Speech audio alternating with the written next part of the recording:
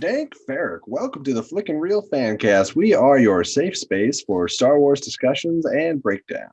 Join us as we dive into the breathtaking and perhaps controversial Season 2 finale. I am your host, J2D2, and with me, as always, is Blue Leader Scott Fox. Morning, guys. This is Chapter 16, The Rescue, or as we know it, the Season 2 finale. It's been a long journey here with so much buildup, speculation, and I would say a very enjoyable ride getting from, uh, I guess, Season 1 all the way to here. It's been some fun conversations, Scott. Absolutely.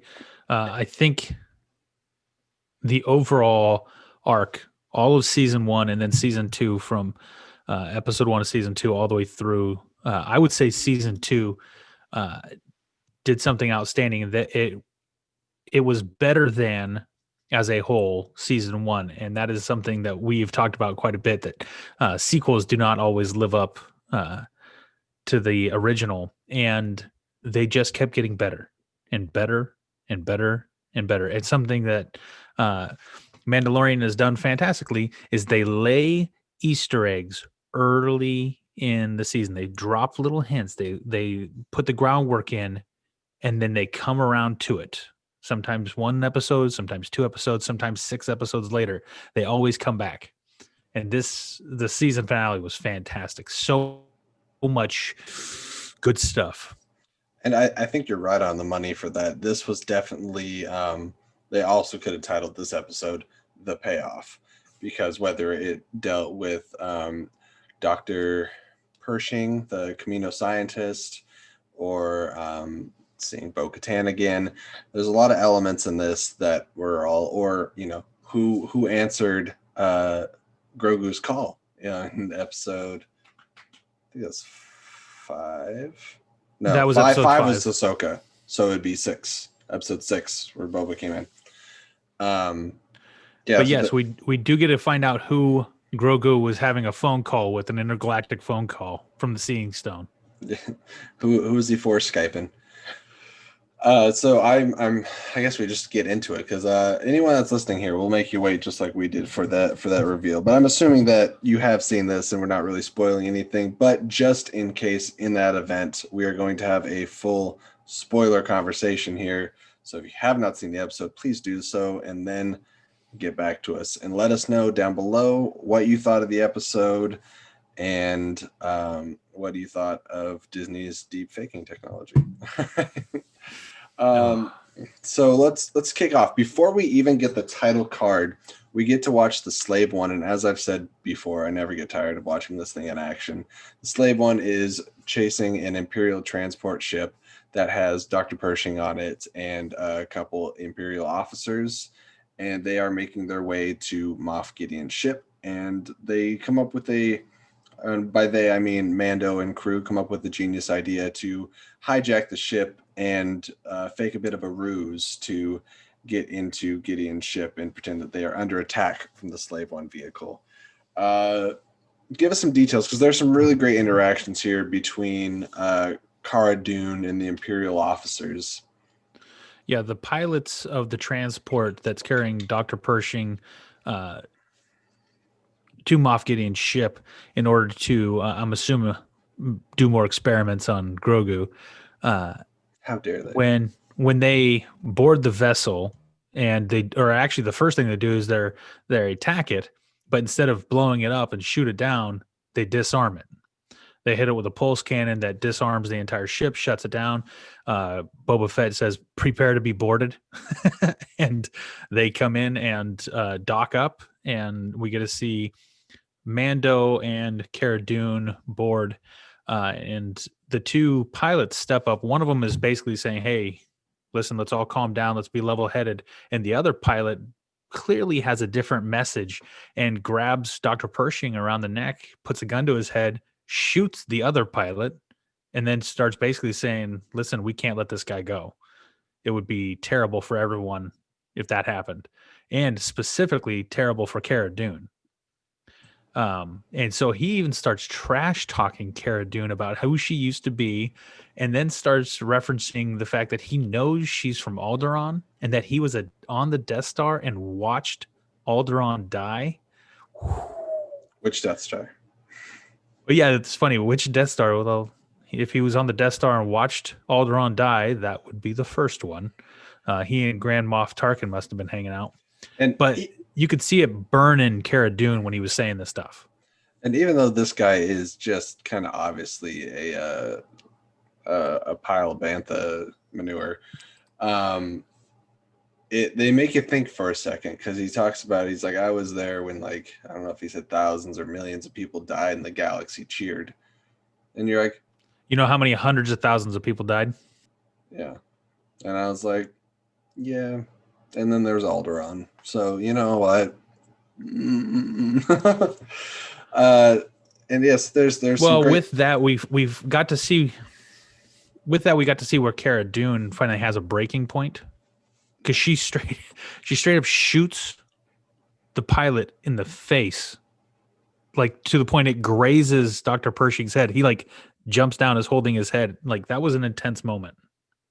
And so we found out where the line for Cara Dune is, and clearly that guy said the wrong thing. They poked Mama Bear, and she... Oh, they got the claws. So we get once again to see that Dr. Pershing isn't inherently an evil person, I would say. He doesn't enjoy what he's doing for the Empire. He doesn't enjoy causing any harm to Grogu, which is why I think he's able to once again come through this alive, because Din left him alive in the first season when he's like, hey, don't hurt the child. So I don't think it's the last we've seen of him.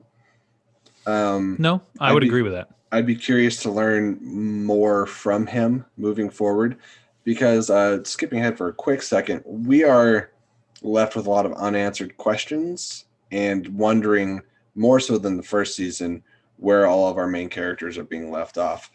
But they do make it into Moff Gideon's...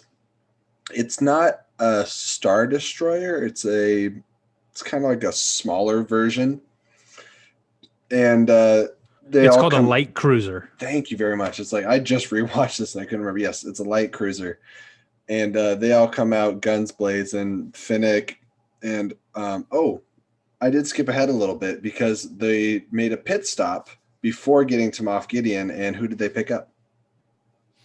That's where they went and got Bo-Katan and Koska Reeves as and there's in the cantina, you see Mando and Boba Fett walk into the cantina, and everyone gets real nervous and really tense, because it's not like Bo-Katan and Reeves where you have their helmets off and they're sitting down for a meal. Boba and Mando walk in, helmets on, like ready to fight, and it's a really tense moment. And they approach Bo-Katan and Koska and basically say, "We need your help."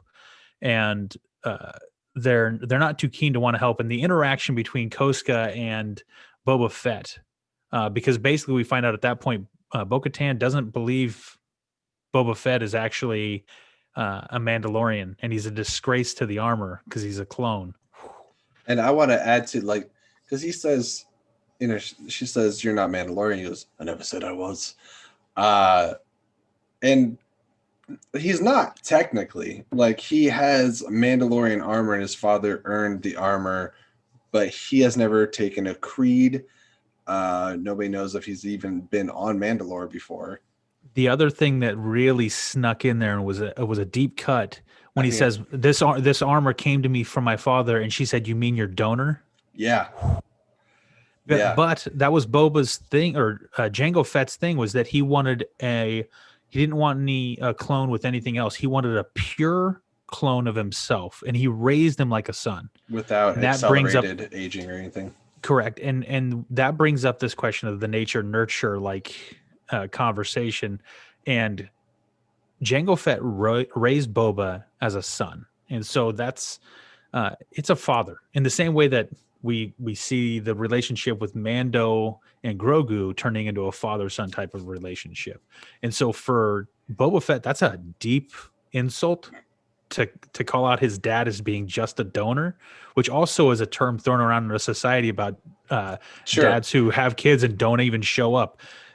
That was a pretty bad burn from Bo-Katan. And then she kept it going by kind of taking him down a peg, just being like, you're nothing special. I've heard your voice 1,000 times coming from the clones.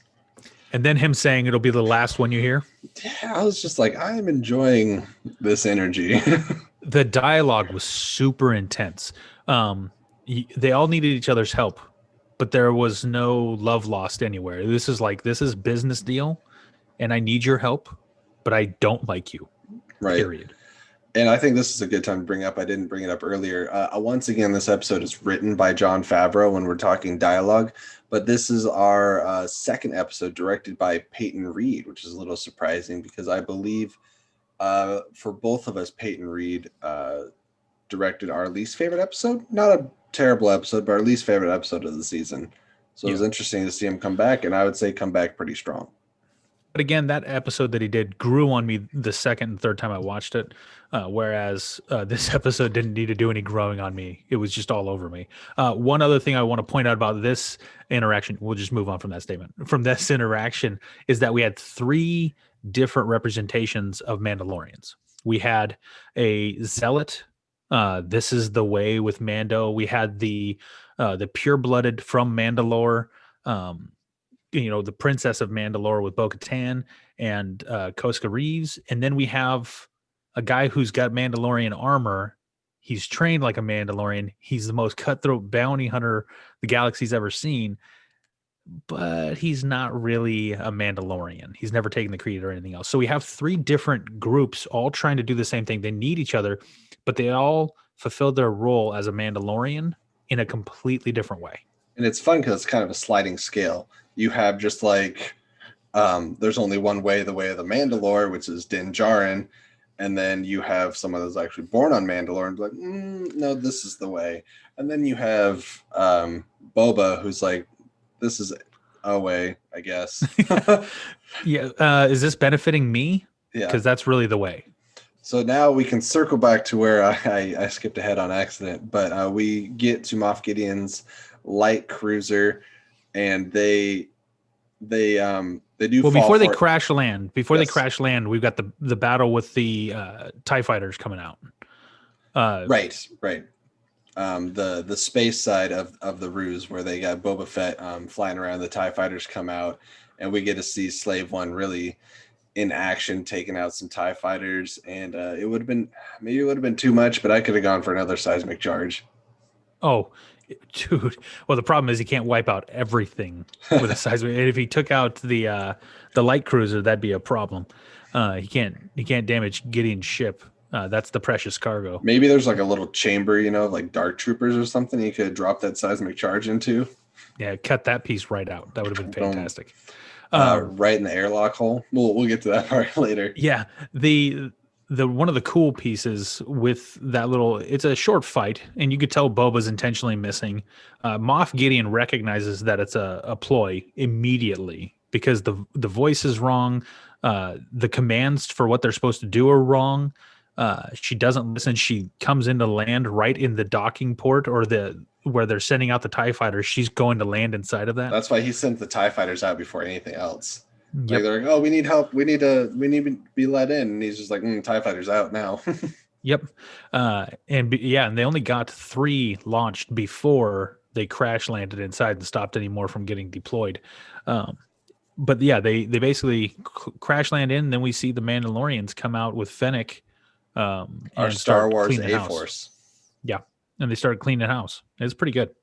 I loved, a lot of people are comparing this to the A-Force moment of Avengers Endgame because for part of this, we get an all-female crew going through just wiping out stormtroopers left and right. And did it feel forced?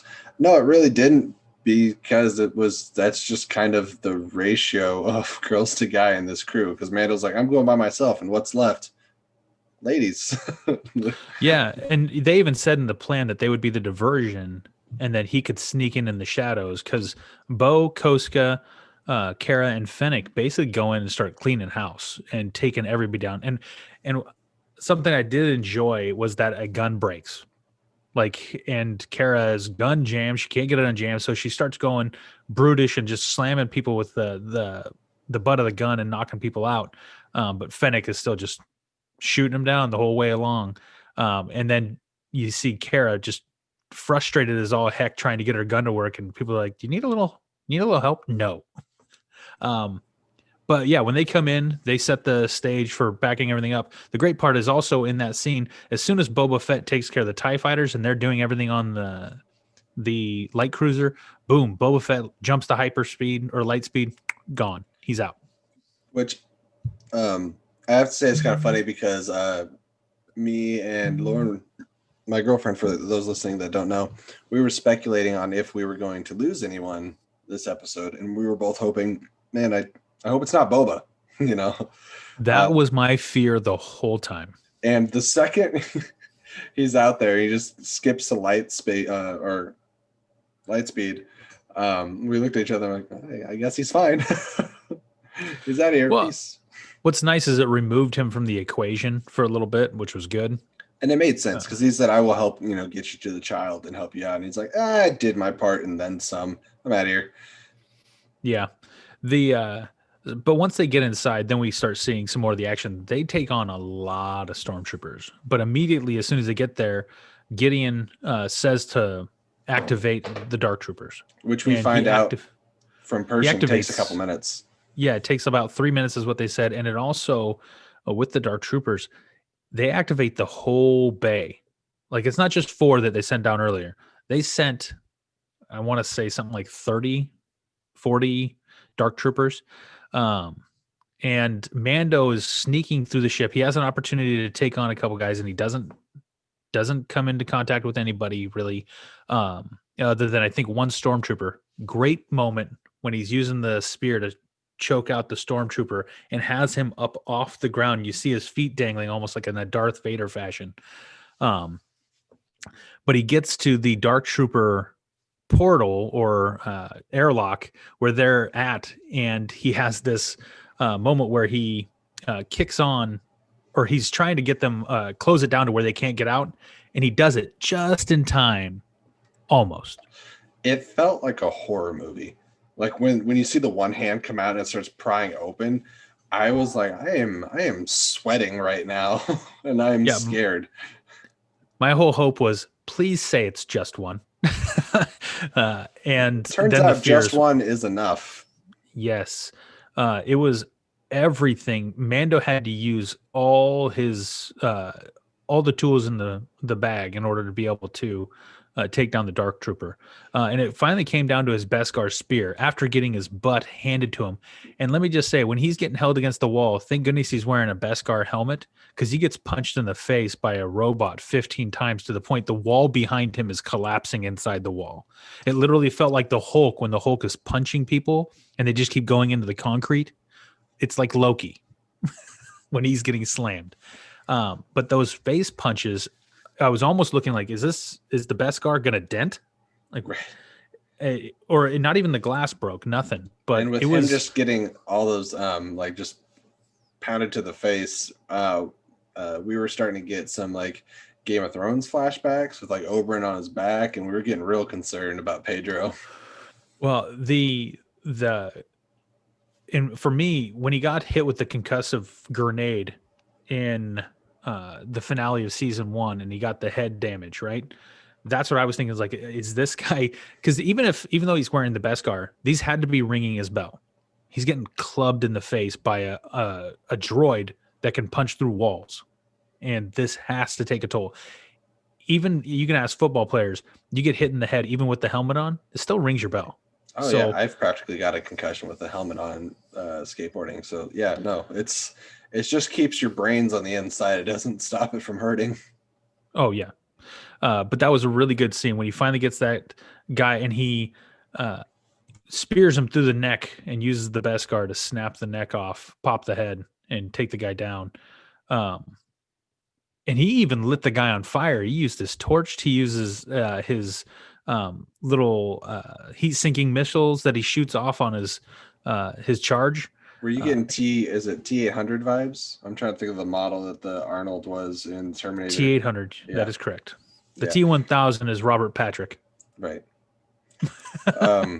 So there's.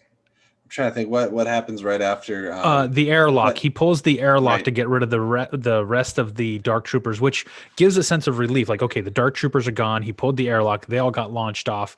That was kind of a quick deal for the I Dark was Troopers. upset at first, like without having the whole episode behind me, and I thought that was the end of it after the buildup. I was like, "Oh, that's a cheap way out." Yeah, I thought that was a little too simple, but I also in the back of my head thought, okay, is that going to come back to haunt them some other way, which we'll build to. And then the next thing is we see they finally take the bridge, and Mando goes to find Grogu. And when he gets in there, the initial conversation between Gideon and Mando is very civil. It's basically like, you're here to do you, get the baby. I've got everything that I want. I just want to leave here alive. This is good for both of us. I just want to say I watched too much Breaking Bad. I knew better. Oh, I you knew he was going to whip out the dark saber on him, but we also know that the Beskar can stand against it. I did love that it showed that the dark saber or any saber against the Beskar will heat it still, and you can see his Beskar, especially the spear, almost becoming molten and hot, like it was in a forge. But basically, Gideon tells him, "Listen, I just want to leave. I've got what I need from the kid. You can take the kid, but I get to leave here alone, or I get to leave here, and you take off. You get the kid, you leave. I'm out." And I would say it's if it wasn't already abundantly clear, um, we see that Mando's like, keep the saber. Like, I don't care about Mandalore at this point. I don't want to rule Mandalore. I don't care about any of this. The Empire, Jedi's, whatever. I just want the kid. I want Grogu, and I want to get out of here. And he makes that really clear. And unfortunately, Gideon's able to take advantage of his trust and his absolute precise focus, and Yeah, initiate a Mando's fight. thinking, how can I complete this mission with as little problem as possible? And if this guy's willing to give me the kid, that's the whole purpose. I'm in, I'm out, it's done, and I don't have to fight this guy. Cool. But Yeah. The duel between Mando and Gideon is fantastic. It takes a minute for Mando to finally remember the spear because he's doing everything he can just to stay alive. But once he realizes that he has the spear and the staff, basically, and that comes into it, then we see a real duel bust out, and it's pretty impressive. upon my first watch, I thought that the fight seemed a little short, but upon my second, I was like, you know what? No, Mando has said before in the first season, religion or weapons are his religion, right? Like from a very early age, Mandalorians are trained in various forms of weaponry. We don't know much about Moff Gideon. I think he was handling the dark saber as well as could be expected, but nothing about it really exuded um, exuberant amounts of training. So I think he held his own as long as he could against Din, but Din was bound to get the upper hand. Well, what I liked about it is it said that the power comes from having um, bested somebody in battle. You have to defeat somebody to get control, to have the power of the dark saber. You have to have beaten someone in battle. That means he had to beat somebody, but is it possible maybe that's the only thing giving him power? Maybe he's not good with a lightsaber and or the dark saber, and it happens to give him that only because he beat somebody. And did he cheat to beat that person? He doesn't seem like the most upfront kind of guy. So just to clarify, your perception of the power is not the power of ruling necessarily. You think there's actually inherent power in winning the dark saber through battle? That was kind of the way that he talked about it, that's the way it portrayed. So, and granted, that might be part of the religious thing, that the right to rule comes through the power with that, but also that the dark saber gives you a certain sense or a certain level of power by having it. Um, at least that's the way it kind of came across to me. We do know it's an ancient relic. I believe created by the first Jedi Mandalorian or force wielding Mandalorian. So that's very possible, and I'm very interested to see where we go with the dark saber moving forward because that's still very much up in the air. Well, Bo-Katan was very specific about the fact that Moff Gideon had to yield to her. Right. She And said he's mine. yeah, she has to defeat him and he has to yield to her. So that little bit, and maybe you're right. Maybe I was misreading that. Maybe it is the power to rule. But even at that, Mando doesn't want it. No, I think you have it's an interesting perspective. I didn't think about it that way. Not to say that it's wrong. It didn't cross my mind. It could be a combination of both and be somewhere in the middle. Yeah, it's kind of like the okay. This is going to go deep in my nerd repertoire here, um, but it's kind of like the Elder Wand. You Okay. have to beat the wizard who has the Elder Wand in order for the Elder Wand to actually listen to you. Otherwise, you don't. It's not that it gives you power; you have no power to control the weapon. So you can't really control the Elder Wand unless you beat the wizard before. It'll never answer to you. And I think that the dark saber would not answer to the person if they did not take it in battle. And something I wanted to comment on that I've been hearing online as a potential inconsistency, and I wanted to run it by you, is if you're familiar with the character Sabine Wren, Mandalorian, who's one of the main characters of Star Wars Rebels, the way that Bo-Katan got the Darksaber initially is that Sabine had it, and then when she met Bo-Katan, she gave it to her. She's just like, "You should have this." And now we're seeing where she has an objection. She's like, "No, I have to fight because the story behind it is uh, just as important as all that." So I'm curious if they're going to get into it more, or if that was just something that was overlooked, or a different circumstance, or what's behind that. Um, well, we know that in this series we've found out some little details that maybe were just a little bit different. We found that out with Boba Fett's backstory. Some things have changed. I just chalk it up to, you know, it doesn't matter what you do. There's gonna be some minor differential between certain things. No, Scott, But to canon is nitpick canon. everything, dude, come on. Yeah, you're right. Sorry, They're breaking I stand canon. corrected.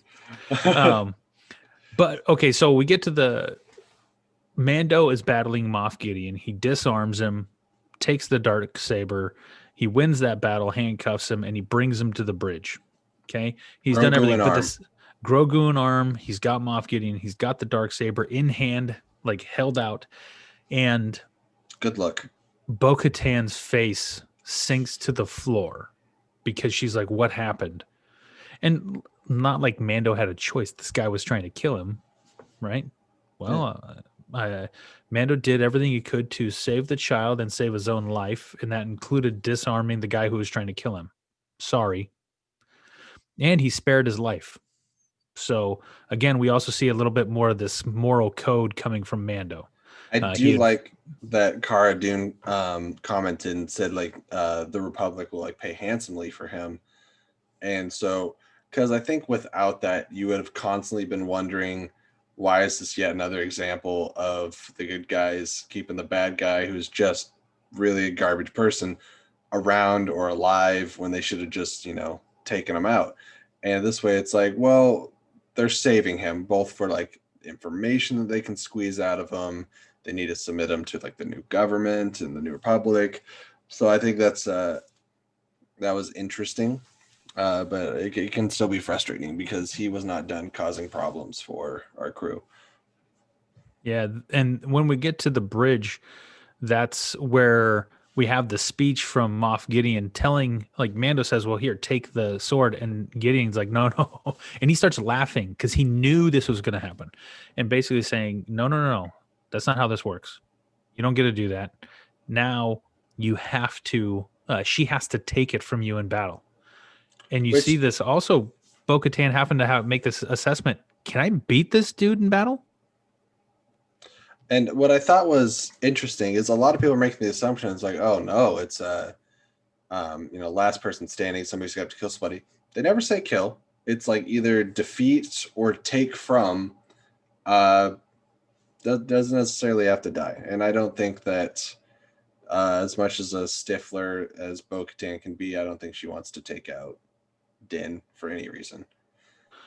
No, well, it's not going to benefit her in any way. The frustrating part for her, I'm sure, is now how does she get the saber without having to battle Din? But honorably and respected at the same time. Can I just say I'm getting really used to calling him Din Yeah. Djarin. I'm working on Grogu too. Hey, Grogu's grown on me. No pun there. Grogu's grown. Anyways, but Din Djarin, I was referencing it to my son, and it just feels like calling him Mando is one thing, but I do like using his actual name. It took like 2 full seasons pretty much, because after the first season he was still Mando, but I'm finally getting there. Well, it's been used multiple times this season, and it feels a little more like that's who he is. But right as they're having this very serious conversation, we hear about incoming bogeys inbound, and who is it? There's no. How many life forms? Or how many life forms? None. It's the Dark Troopers coming back. This marks probably the 4th time I just audibly grunted or like softly screamed watching this episode. It's like, ah. The best part is they get in position, they go everywhere, they do everything they have to. They're literally covering the ship in every nook and cranny, but then I'd say 20 of them are just in this hallway, 2 rows of 10, just waiting to get into the bridge. And the front 2 disarm and just go to punch, like rock'em sock'em robots. Bang, bang, bang, bang. That's exactly what it was. And they're just punching the wall in. But terrifying. And it's got this slow, methodical drumbeat. Boom, boom, boom. It's like the drumbeat of battle. And I want to take a minute because I'm sure I would have recognized it at some point during this episode, but more so than the Mandalorian music is always great. Ludwig does a fantastic job, but there's something about the high intensity horror elements, like electronica, almost like dubsteppy, very original Star Wars music that was in this episode that stood out to me more than I think any other episode this season, and it added very well to the tensity and the discomfort watching just constant peril from start to finish in this whole episode. I'm not a horror movie fan.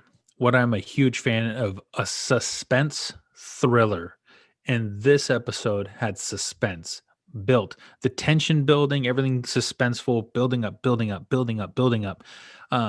And that, like I said, that drumbeat, that pounding at the door, you could sense the tension of all of them, like ready, like, okay, what are we going to do? How are we going to face off once this thing opens up?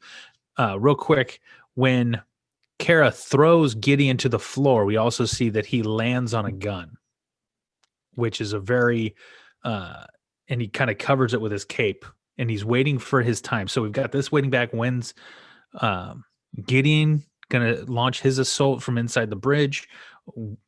Dark troopers are standing outside. It's all mounting. And then what do we see swooping through the sky, Jesse? Well, I just want to say that much like in episode 6, when we saw Slave 1 pull around the corner, and I was like, well, here comes Boba. I saw an X-Wing, and I was like, that is not Carson Tavo, what it was. It's not a New Republic piloted ship. It's one by itself, and we were waiting for someone to answer Grogu's call, and I knew from the X-Wing exactly who was going to come. It was such a fulfilling moment. I literally was giddy. If my kids had not been asleep, I would have screamed. But I told you, I was like so excited for this moment. And when I saw the X-Wing flying in, my eyes lit up, because we have talked about this. If anybody wants to go back and listen to our recaps of the entire first season, all the way through the first 15 episodes, we talked about who was going to be the Jedi. We know that Grogu was connecting with somebody. He put a call out there into the universe, and he got in touch with someone across the universe. It took a while, though. It must have been Force dial-up. Dude, that's I'm not even sure it was 56K modem. That might have been like earlier 1440. But the fact that he got a hold of somebody, and we've been speculating, was it going to be? Ezra We knew it wasn't. Bridger, which makes Uh, sense because Dave Filoni is so heavily involved in the project. mhm. And we know that Ahsoka's looking for Thrawn. Thrawn has attachments with Ezra, so does Ahsoka. So I honestly thought, in my opinion, I thought Ezra Bridger was the number one most likely. And I would have put what we actually got as number two, which was Luke Skywalker, Luke literally the greatest. Tiberius Skywalker. Is so good. The other one that was thrown out quite a bit online, not it didn't cross you or I, but a lot of people were throwing out Mace Windu, and in my mind, I'm like that guy died a long time ago, and I know you can do whatever in the universe, you can bring people back. I didn't know But anyone was clamoring for more Mace until this year. yeah, and it wasn't until literally this last 2 weeks with waiting to find out who Grogu was connecting with. But yeah, I was with you. I thought Ezra was the likely candidate, but my heart was hoping for Luke Skywalker. And when I saw the X-wing, I was like, "You got to be kidding me!" That's And not then it. the slow march once he lands and starts just walking through, black cape, hood all the way down over his nose. You can barely see his mouth. Very Return of the Jedi in Jabba's palace. Lightsaber out, and he's just mowing him down. And it's all in black and white because you see it on the CCTV inside the ship. Mm-hmm. And then the first time they cut over and you see the green saber, I lost it. Absolutely lost it. I was so jacked. Yeah.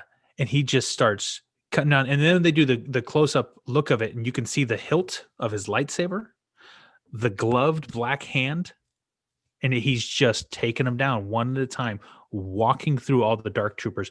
And this dark trooper beat Mando to death almost. And Luke's just, it didn't phase him. Nothing.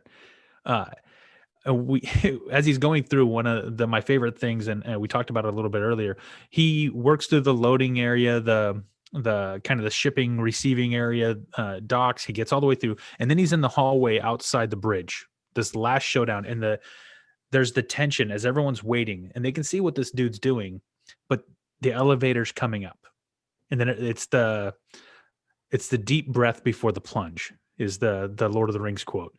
And uh and right before that, you see the elevator come up, lights flashing, and then ding.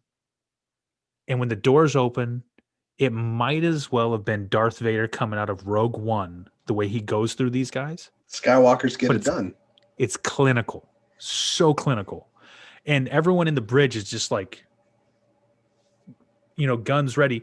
And now we have to also pivot, because this is where Moff Gideon takes his shot, turns, and he starts shooting Koska, hits her like 6 times. I thought it was Bo that he hit. I thought it was Koska because she was at the computer terminal. I might be wrong on that. But either way, then he turns to go shoot Grogu. And what does Mando do? Mando dives in front of it using his Beskar. I don't know how many times he's used his like impenetrable Beskar to be basically a meat shield in this season, whether it was when he's helping Bo-Katan in the 3rd episode. But we really get to see the durability of Beskar more so in this season than we did in the last. And I mean, even though Grogu's probably going to be okay, we still gasped at it. And speaking of him, I wanted to comment on just some of the adorable looks we got as Grogu had his palm on the monitor watching Luke just wipe out all these droids. And he kept looking up at Din going like, "Dad, that's my ride." Like, hey, that guy I was talking to? This is the guy. That's the guy. You let me use the phone on the rock, and I was talking to this guy. And you could sense that he knew what he was, and there's the Force connection between them clearly.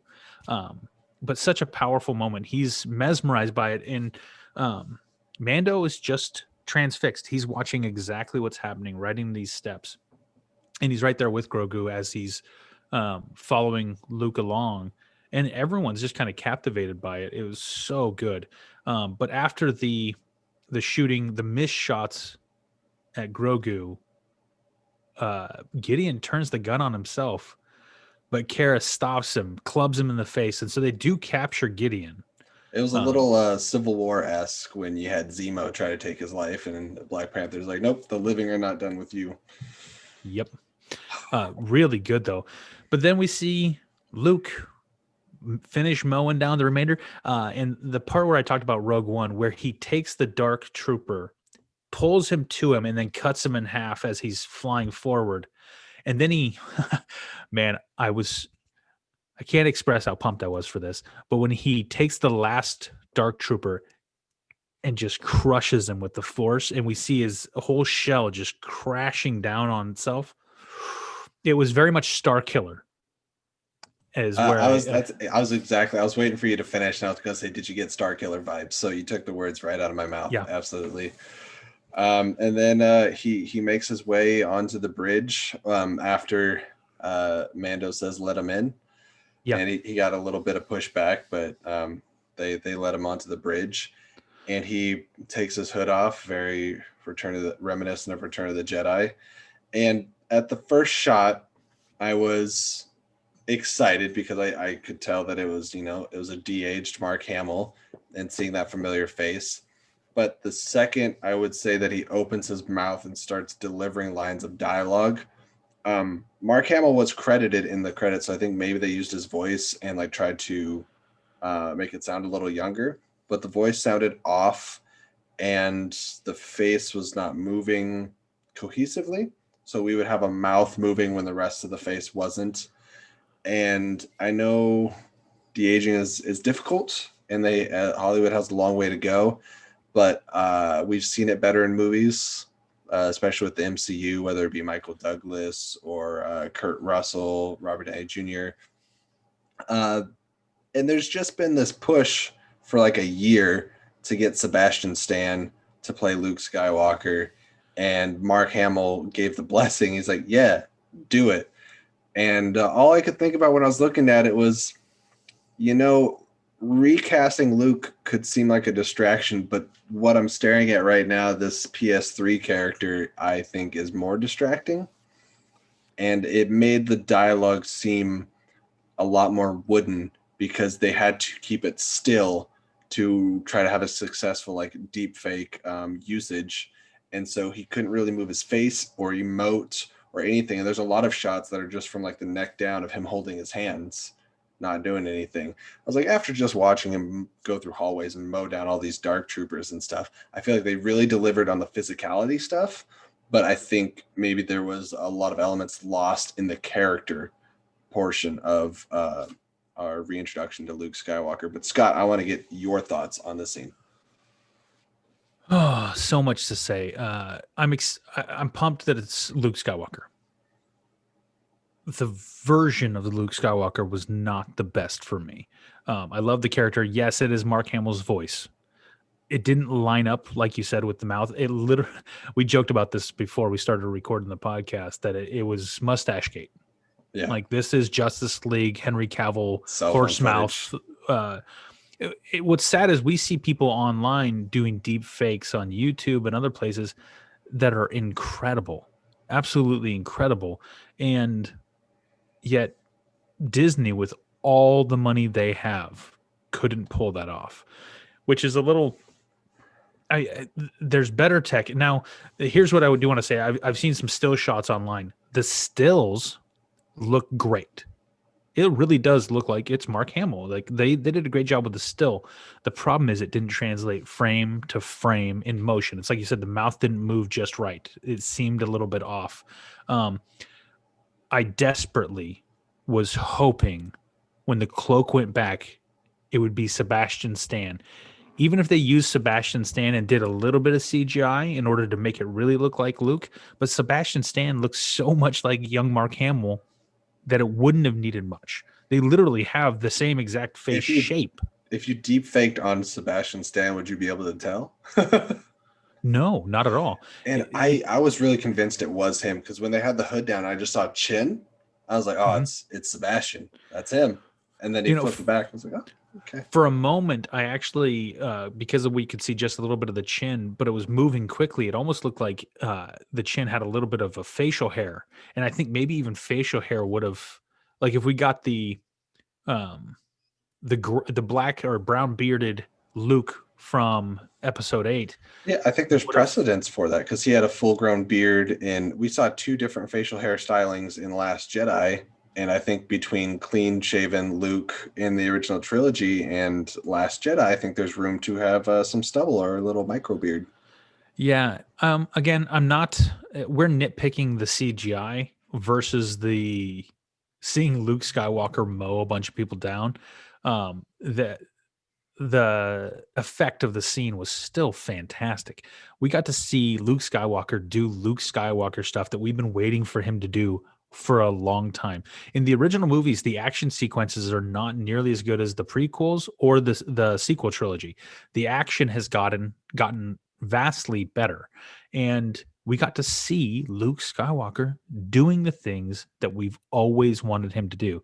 And I think that was, to be honest, it felt like fan service to use Luke here because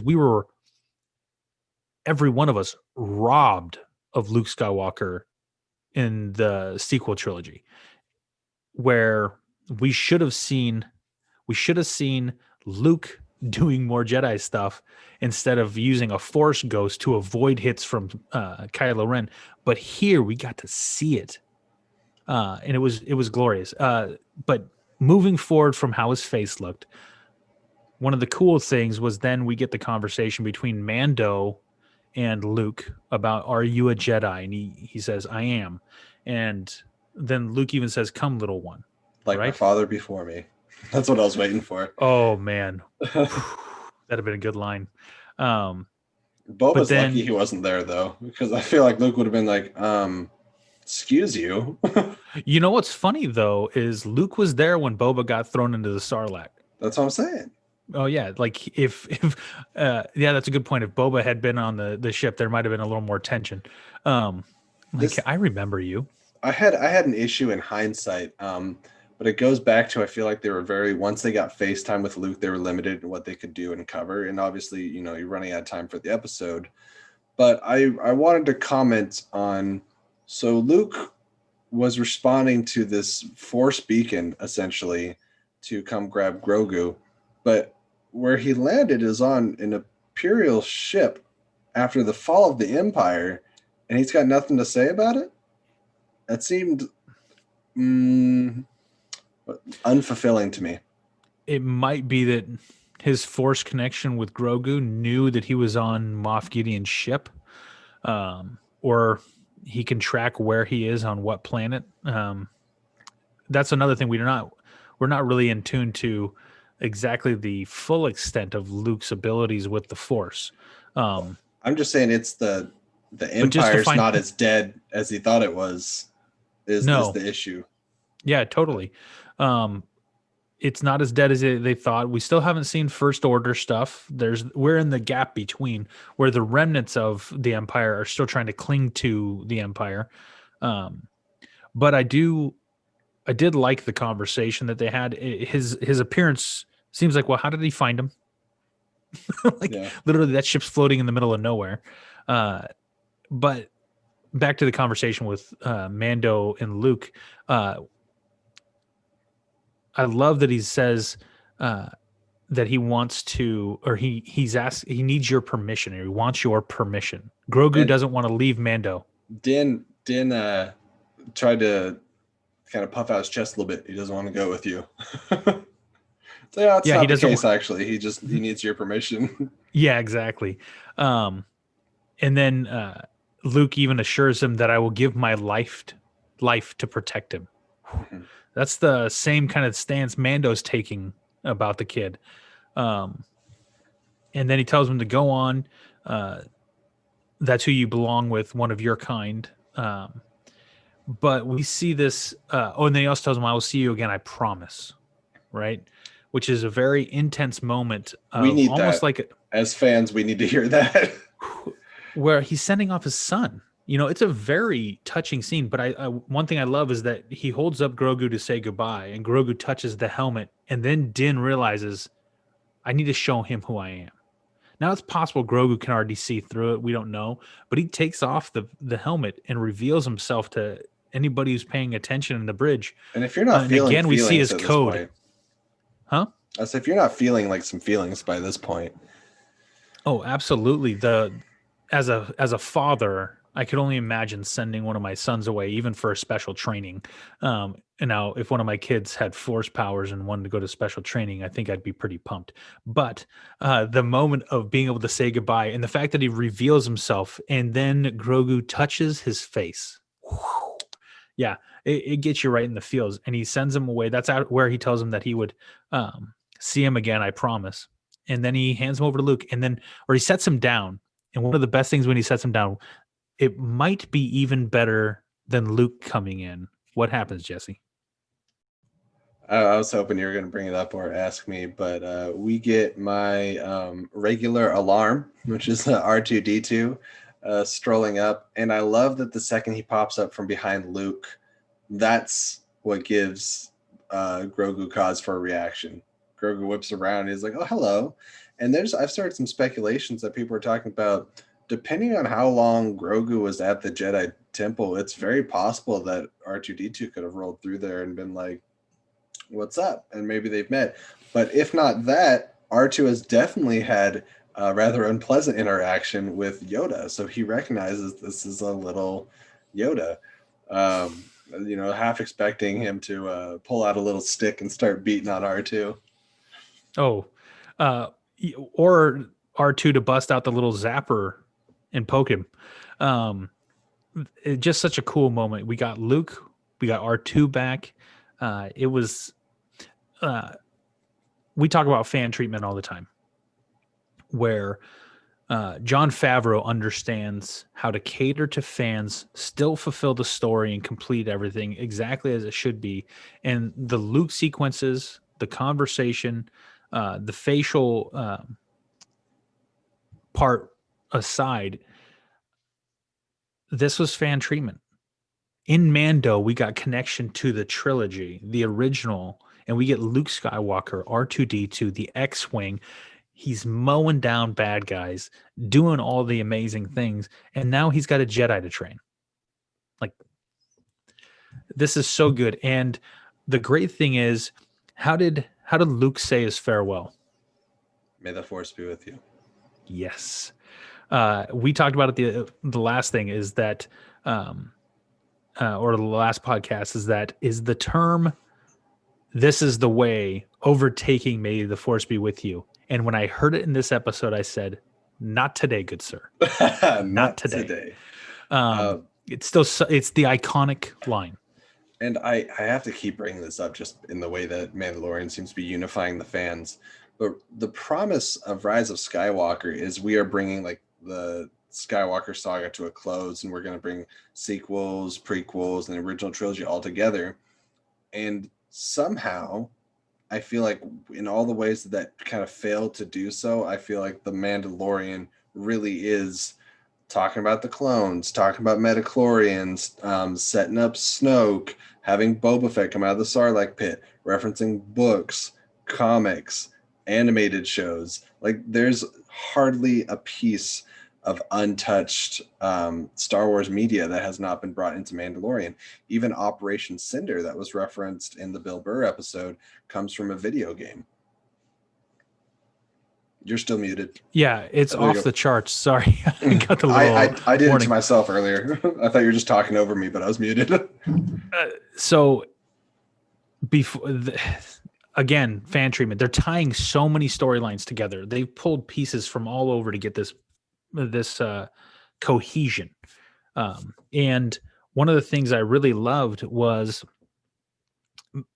before we get to all the hanging storylines, right? Because at the end of a season, we've got the cliffhangers, we've got the ending storylines, and the episode ends with a lot of questions, right? But before we talk about the questions, Jesse, what comes at the end of the credits? So firstly, I wasn't intentionally staying after the credits. We just had so much to talk about. We were letting the credits roll instead of stopping it early because, I mean, there's not usually post-credit scenes. And then all of a sudden I see the twin sons of Tatooine. And then we see a building structure. And I'm thinking, is that Jabba's palace? And we go in, and it is, in fact, where Jabba once resided. And we see in his place, is it Bib Fortuna? B-I-B? Bib Fortuna, okay. Correct. Who has, in Jabba fashion, gotten rather large in his seat, and just like Jabba, likes having himself some slave Twi'leks. Yep. And we don't know what this is setting up, and we see a shadow descending down from the stairs, and Fennec Shand comes in and just frees the Twi'lek, wrecks a little bit of shop, and takes some people out. And she is followed closely behind our man, the one and only Mr. Boba Fett, who last time he was at Jabba's palace was being slowly devoured for eternity by the Sarlacc pit. And that is where we left him for 30 years or so, as far as in our timeline. The great thing is with this, we get to see Boba come up, shoot Bib Fortuna right in the face, just takes him down, throws him out of the seat. And then Boba Fett takes the throne of Jabba the Hutt. So essentially becoming Boba the Hutt, like you said earlier. And which makes him crime lord of Tatooine. Fennec grabs the drink, comes... Spotchka. The spotchka comes, sits leaning on the armrest, and the final screenshot is basically Boba's become king. He's the kingpin. And she's it's it. And Can I have that wallpaper? Yeah, they. Oh my gosh. Yeah, I want that screen. That photo. I took a screenshot of it, or a screenshot. I took a picture of my television and texted it to you as soon as I saw it, and I was like, "Are you kidding me?" And then after that, the title card flashes up. The Book of Boba Fett.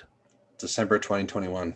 Coming December 2021, which Mandalorian season 3 premieres Christmas Day 2021, correct? Yes. So, and then we're gonna have the Book of Boba Fett coming December 2021.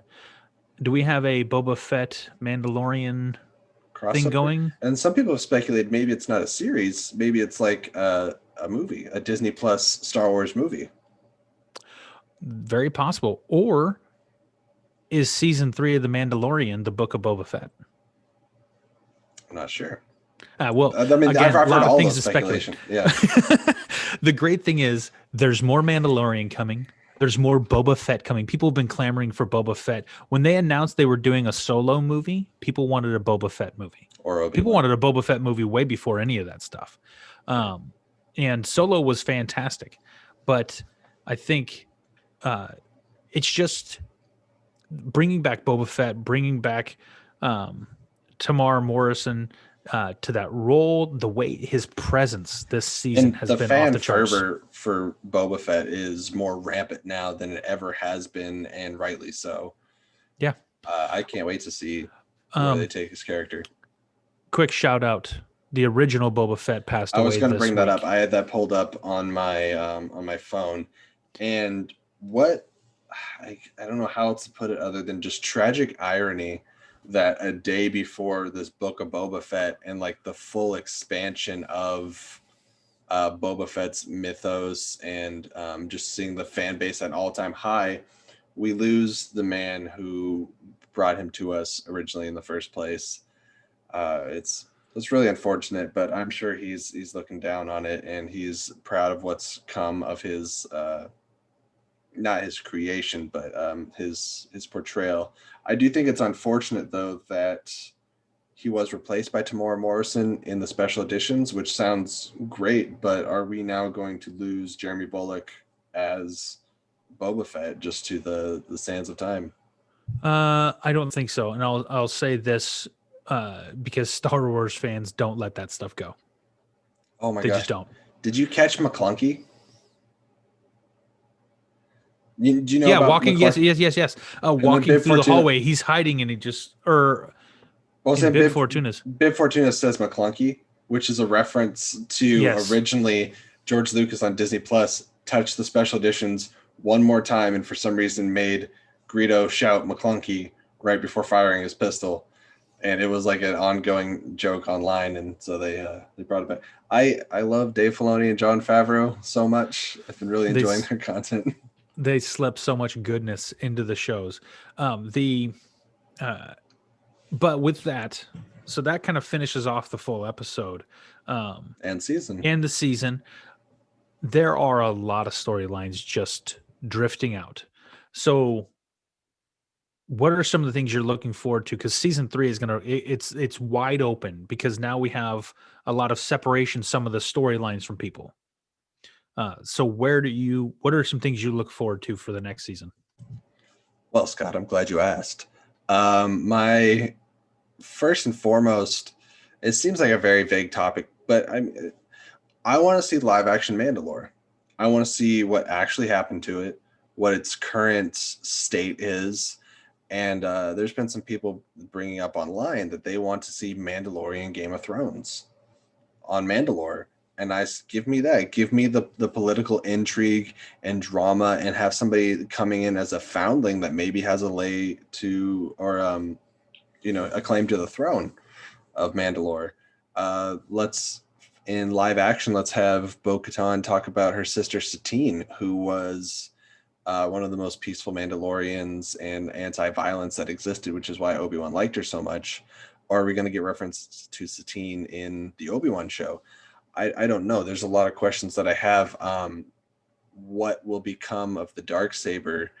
And apparently, the Rangers of the New Republic, Ahsoka, and Mandalorian season 3 are all supposed to lead to a crossover.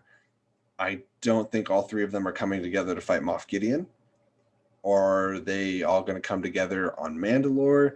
I think these are the questions I have. Is how is the story of Mandalore itself going to continue forward, and what is the culmination event of these three separate shows going to be? Well, Jesse, that's a really broad question. I think so. We have to look at each individual character as we kind of go across this, or their groupings. We obviously know Boba Fett is taking on the Tatooine as the kingpin, or the gang boss of Tatooine, Boba the Hutt. and Boba the Hutt. And when you told me that earlier, I was like, man, I can't believe I didn't even think of that. And now you've coined the greatest name ever. And so Boba and Fennec, set them aside. They have their own series going.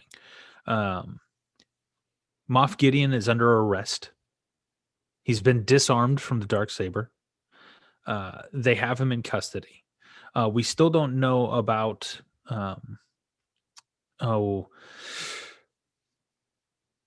Cara Dune. Is she going to go back to being a marshal? What's her role going to be? She's arresting Moff Gideon, which they said they would pay a good money for, but is she now becoming a bounty hunter type of person? Like, what's her? That might make her a hero of the New Republic, or maybe a ranger.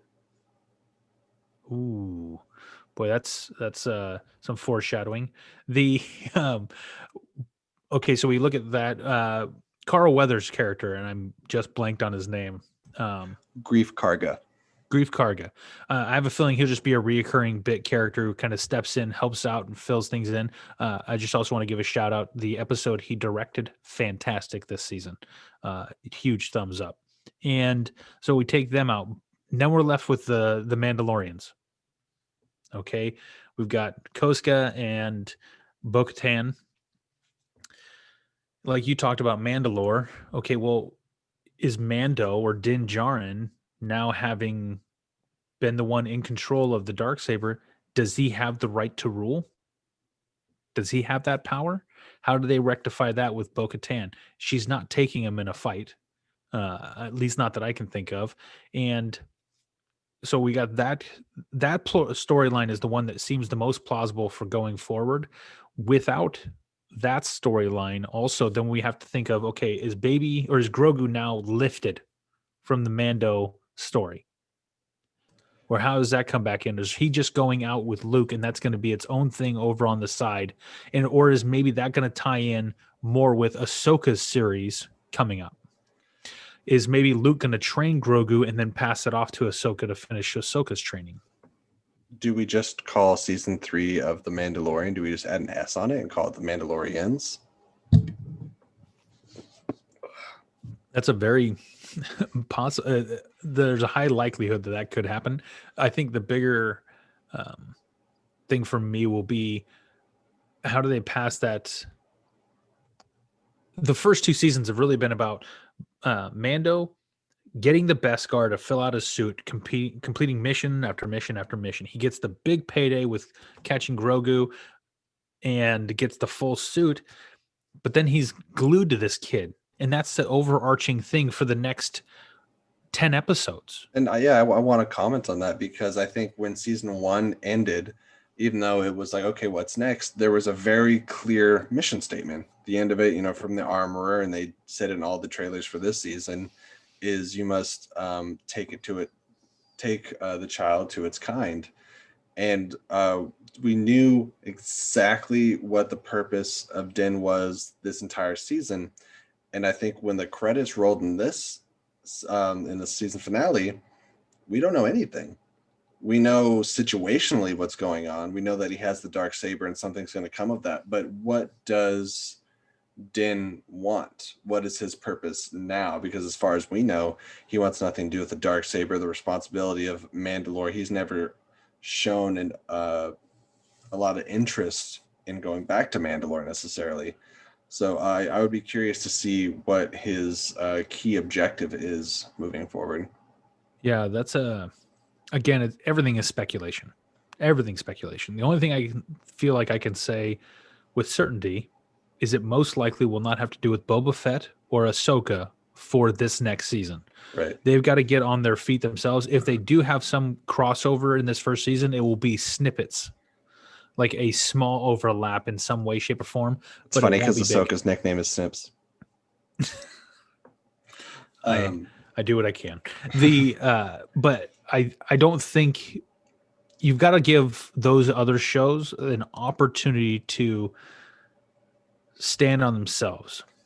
I even read a thing that they thought that possibly season 3, instead of, because it said the book of Boba Fett, and these have been season in chapters. 3 would be, and that Boba Fett would be the kind of the central piece to the next season. Well, in that case, is Din doing work for Boba Fett as Boba the Hutt? Again, it's all speculation. The thing that I really am pleased with is that I have not been let down by anything in the first 2 seasons. I trust Dave Filoni and Jon Favreau to deliver consistently. I don't care what direction they go. And I think finally we are getting the universe feel. It's not Luke Skywalker's story arc within a universe. We're getting there's all this stuff out here. I have to propose a Grogu related question to you because it's been coming up. And it was one of my first concerns is Luke is taking Grogu to train with him at his soon-to-be Jedi Academy or whatever you want to call it.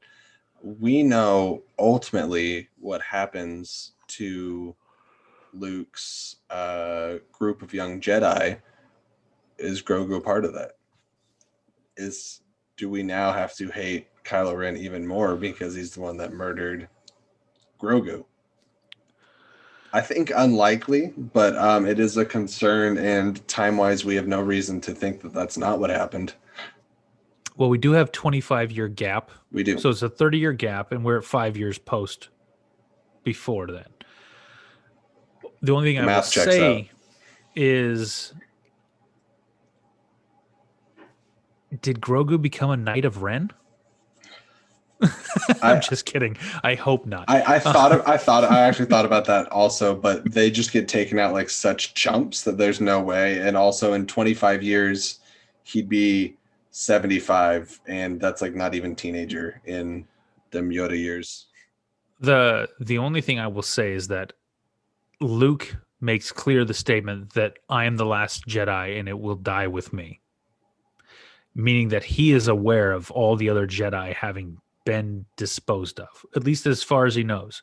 And again, he might not be that good with the Force. That would be weird because that would But go Luke didn't know about Broom anti-canon. Kid, so come on now. So Where's Grogu that trains spinoff? Broom Kid is the next. It's actually a trilogy by Ryan Johnson. Whoa. We had to bring it in. We had to bring it in. It's just so disappointing. But anyways, and there the great thing, like we talked about before, the ability for all these storylines to be out there. The universe is large. There's a lot of different storylines, a lot of different directions you can go. We know about Broom Kid. We know about Grogu. We've now seen that the Force is in different families, different groupings than just the Skywalkers or just the Palpatines. Okay, can we move past these two groups of people? Like, because their family has caused a lot of damage to the universe for a long time. Yeah, let's keep up with the Jarans. Yeah, or this would be just gonna tease us out there. Does Grogu become the next Jedi Mandalorian? I hope so. Like, It but will how be many the years would that be? smallest. It will be the smallest Mandalorian suit, but one piece of Beskar will make the whole thing. I've seen a lot of fan art of it, and it's pretty great. You'd have to get Oh a no, custom helmet or just have the ears like poking out. no! You got to get the helmet that actually has the ears Oh. framed in, almost like horns. But yeah, I'm optimistic because I feel like they've delivered so well these two seasons that it doesn't matter what they bring out in season 3. I'm gonna want to digest every bit of it, and I'll admit I was late on finishing up season 1. I was late on the first couple episodes of season 2, but when I got caught up, I was just like, I can't miss a day on this stuff because one, I don't want spoilers. I want to catch it fresh and Oh, clean. can you imagine? It's just like I would have hated if I waited a couple days and all the screenshots started popping off of Luke. Yeah, I was tipped off that it was going to be Luke, but I'll tell you what, it did nothing to dampen the excitement. When I saw it, even though I knew it was coming, when I saw it hit the screen, the And energy I had a physical reaction. And you can hear a little bit of Luke's theme mixed in with the music. Dun, dun, dun, dun, dun. Well, they mix it in so subtly. They've done everything they've done in the series, especially the season finales. Season 1's finale and season 2's finale are both incredible. Which one would you say is better of the two finales? It may be unpopular. It's 1 for me. Overall. I'll say, as far as the quality of the story and everything that it did, I would say 1 is also better. But I got Luke Skywalker in season 2. Sure. I mean, maybe 1 might be more epic, but I felt like the season 1 finale was very central to the story of the Mandalorian. And there is a lot of guest stars in the season 2 finale, and it was kind of like the starting point for a lot of other people, and the focus was still on Din, just less so, and for mostly that reason alone. I will say season 1's finale had the 2 stormtroopers missing the can from 10 feet away. And might be the best thing that's happened in any of the episodes. And even if you compare their 2 Marvel film history, I think Taika Waititi is a stronger director than Peyton Reed. But I'm not trying to crap or poo-poo on either of them. I do want to point that out because you talked about the different directors. There is a total different feel. I do feel like Taika Waititi's finale for season 1 was, I will still say, it's the best episode of all 16 episodes. I would still stand pretty firm on that. Maybe putting Boba Fett's episode or Ahsoka's episode as number 2 behind that. I would also throw Grief Karga. Carl Weathers episode in that grouping. Oh, the Siege. Yeah. Yeah. Fantastic episode. But again, now we're talking about the best of the really good. And there's a Right. lot of really good. This episode, I think the tension and the buildup puts it in that upper echelon, but it's not far and away like the best. Neither is this finale of season 1. It's incredibly good, but it's in the mix. There's a lot of really good episodes. I think Which is what you want. You'd rather have a bunch tied for really good than like one that's god tier incredible and then everything else being like middling.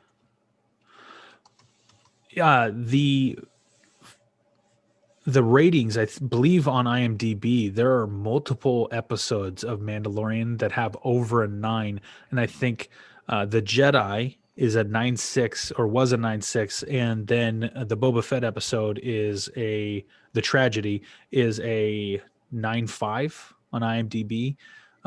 As far as viewer ratings, that's pretty impressive. Absolutely. Uh-oh, I look like Luke Skywalker right now. You just blurred out. Yep. There it is. It was focusing in on your background instead of you. Well, we are running short on time, so we do have to wrap it up. Is there any last thoughts that you have on either the season finale or the series as a whole, other than just really greatly enjoying it, being excited for season 3? Nope. I will say this. IMDb currently has Mandalorian episode 16, chapter 16, 9.9 with 17,800 ratings. That's a lot. 9.9. And in we season all know what 2, the point 1 is. In season 2, there are 4 episodes over a 9. No, 5 episodes over a 9. That's more than half. Yep. And 2 of the episodes are in the upper 8s. And then there's obviously episode 2, which is the one we agreed was, it was the throwaway episode, but it was good. It's just better on a second viewing. Sure, absolutely. It's a contextual episode, much like I felt like a couple of the ones were in season 1 also.